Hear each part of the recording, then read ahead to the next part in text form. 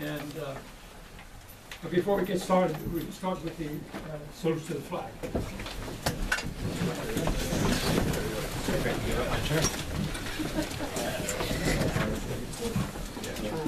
I pledge allegiance to the flag of the United States of America and to the republic for which it stands, one nation, under God, indivisible, with liberty and justice for all. What we're going to do this evening is spend a couple of minutes just updating the group on what the society has been doing. We have some upcoming programs, a few ads, and then we'll have Molly give her presentation. After the presentation, we have refreshments. So you're welcome to join us in refreshments. And then the club will have a business meeting after the end of the refreshments. So some of the things that we've been doing with the Historic Society. After tonight's meeting in December, we have an annual Christmas social, and again, the high school special chorus with Lee Weiser provides some entertainment.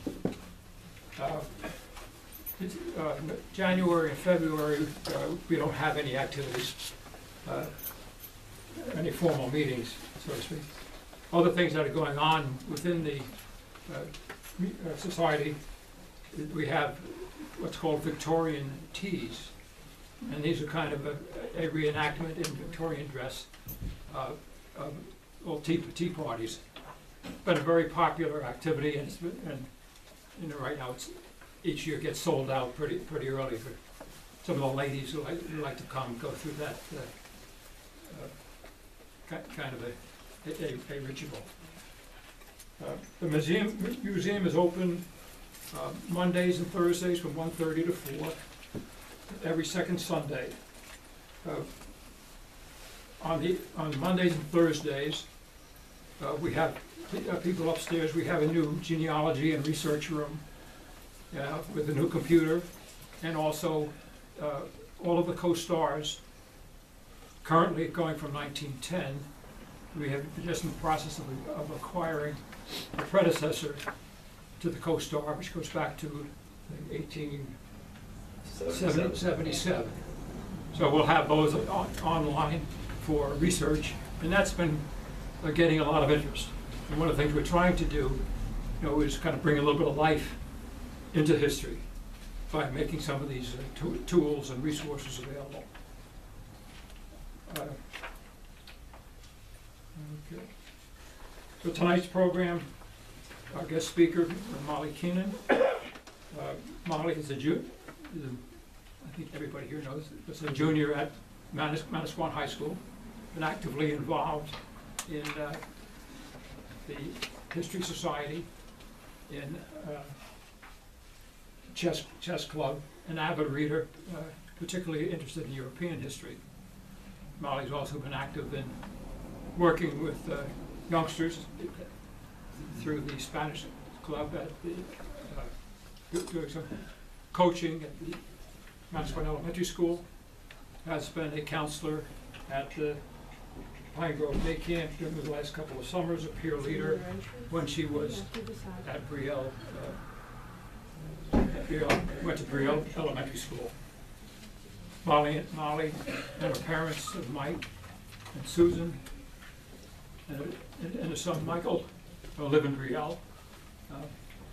Michael has a business in Manasquan in terms of physical therapy. Mm-hmm. Mike and I go back a long ways. Kind of interesting side story is, with those of you that may remember first night, the New Year's Eve, festival. Mike happened to be in Manasquan, lived in North Jersey, happened to be in Manasquan during that period of time, and was so interested in first night, and thought it was such a great thing to have. He thought he should move to Manasquan, move to this area, and locate his business here, which he did. And I haven't seen Mike in a number of years, but certainly glad to see you under these kind of circumstances. Thanks, Rich. Okay. So Molly will spend great many hours researching Manasquan Indians and their related history under the guidance of Jim Fagan, who's a history teacher, and John Fox, and use some of the resources here, at the museum. So we're really proud and delighted to be the beneficiary of her good work and see some young people become interested in local history. So Molly, thank you very much. It's a pleasure to have you.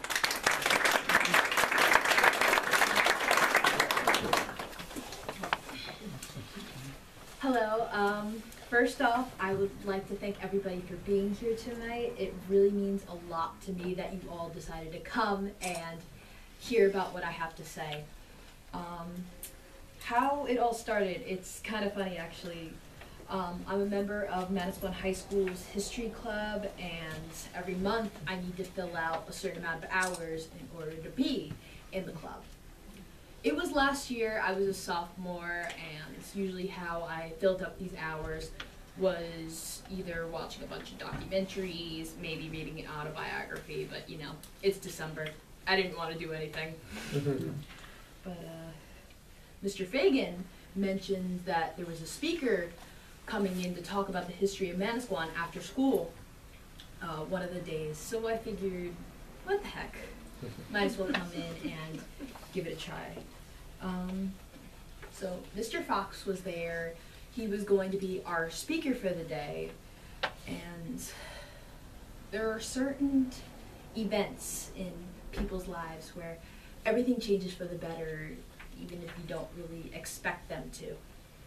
Mr. Fox taught me a lot that day about having passion in what I do, and without it, what is there really to do? At the end of his speech, he offered to have all the people at the speech come together to make one big book about the history of Manasquan.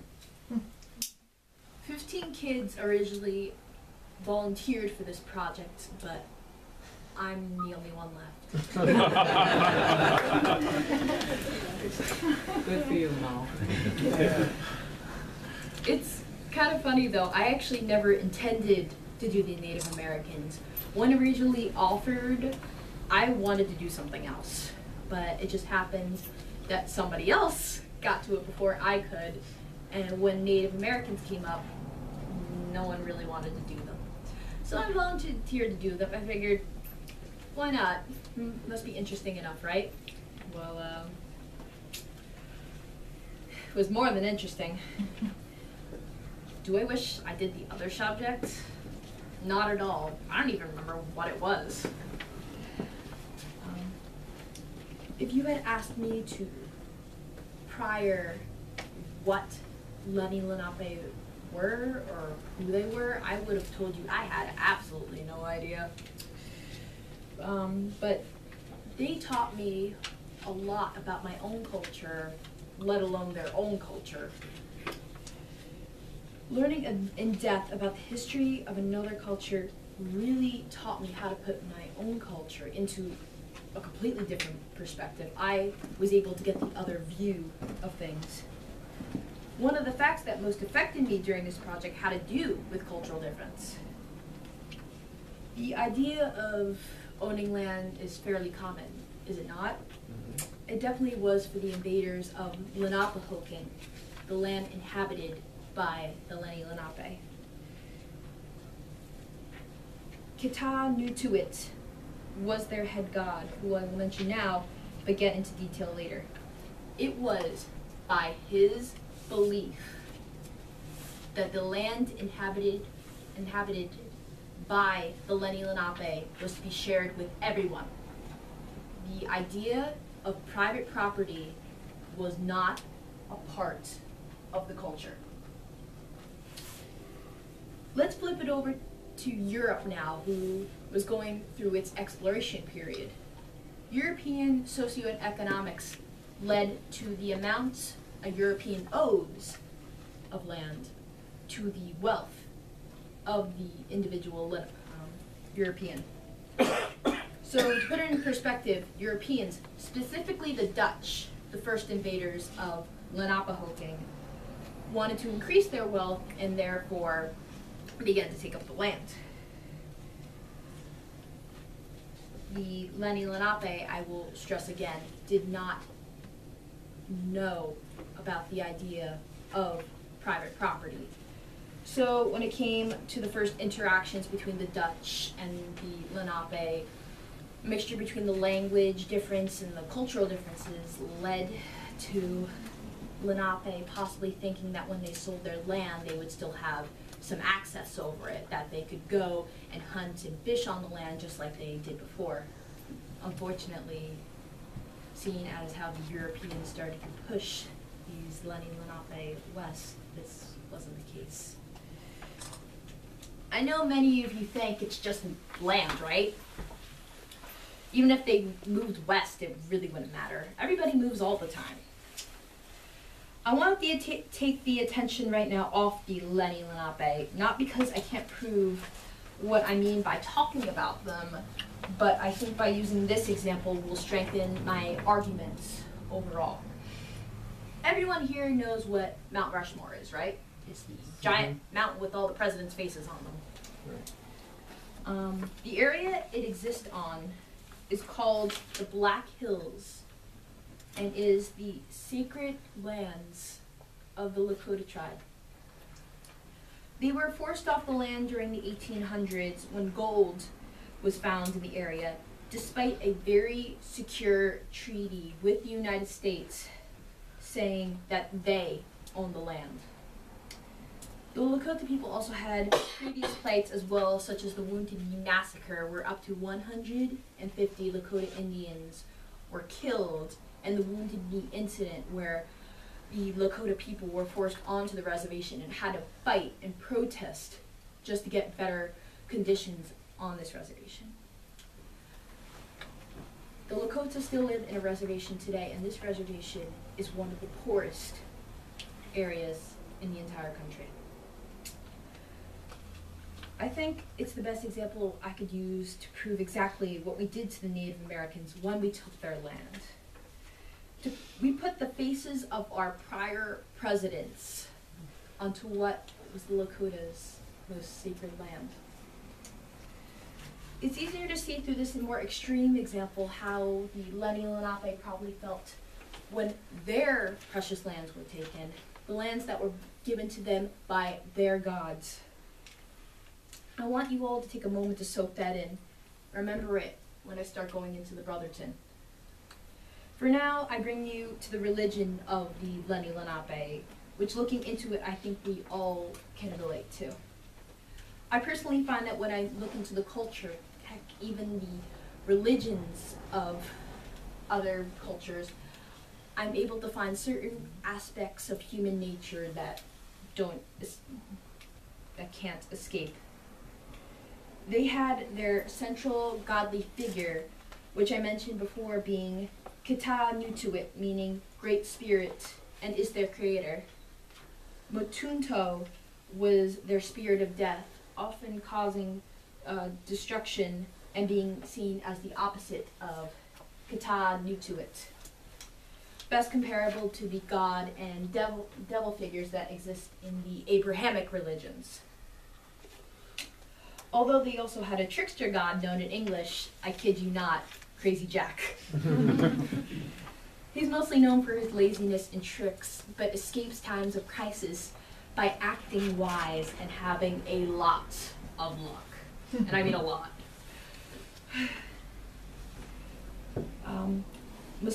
Masingwu was also known as the Lenape mask spirit. He was a sacred medicine spirit who came into the dreams of men and is the central figure in many of their religious rituals. These are the main gods and spirits of the Lenni Lenape, to which they are highly respected and have many stories about them. What I find to be absolutely fascinating, though, are the creatures of Lenape lore. They had underwater panthers. Panthers that would drown people. That's not even the coolest part, though. These panthers were a mixture of a panther and a dragon. They also had beings called Mixaxcook, which were underwater horned serpents that ate people. The Pithakuyok were thunder beings, best described as birds that were the causes of thunder and lightning. They would sometimes kill people with their powers. But good news, if you were being potentially killed by a horned serpent, these thunder beings would come in and save you just because they hated the horned serpents so much. I don't know about you, but hearing all this, it makes me think that in Lenape lore, nature is trying to kill them. Other mythical beings existed, like the Wema Tigunis, that can be best described as dwarves. Mahue, which was, you guessed it, a man-eating giant. And the Yakwahe, which was a giant hairless bear monster. Really though, can you imagine a fight between a horned serpent and a thunder being? I see the new position for the new Godzilla movie. Anybody? Honestly though, the Lenape prided themselves with being in tune with the spirits in the world around them and believed that these spirits impacted all parts of their lives. Even the bad and evil spirits had to be put to rest in order to keep the world in balance. The way they interacted with the world around them were through dreams and visions that they had. They received these visions through fasting or purification during their youth. Through these dreams, they were able to connect with their guiding spirit who helped them into becoming better people. These spirits could come in the form of their gods, the spirit of animals, or even the dead. It was very important to the success of the individual Lenape that they have a guiding spirit and often went on journeys to find them anywhere between 12 to 14 years old.